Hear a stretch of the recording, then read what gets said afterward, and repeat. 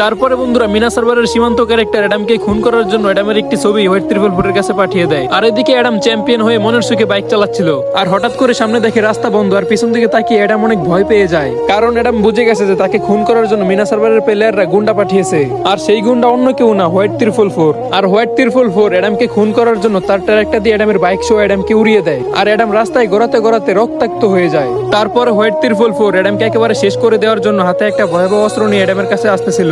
কিন্তু তার আগে বন্ধুরা এই যে দেখো, তোমাদের ভিতরে 99% লোকই আমার চ্যানেলটা সাবস্ক্রাইব করে না। তোমাদেরকে বিনোদন দেওয়ার জন্য এত কষ্ট করে ভিডিও বানাই, তাও তোমরা আমার চ্যানেলটা সাবস্ক্রাইব করো না। বন্ধুরা তোমরা যদি ফ্রি ফায়ার লাভার হও তাহলে এই ভিডিওতে লাইক দিয়ে চ্যানেলটা সাবস্ক্রাইব করে দাও, আর কমেন্ট বক্সে বলে যাও তুমি কত সাল থেকে ফ্রি ফায়ার গেমটা খেলো।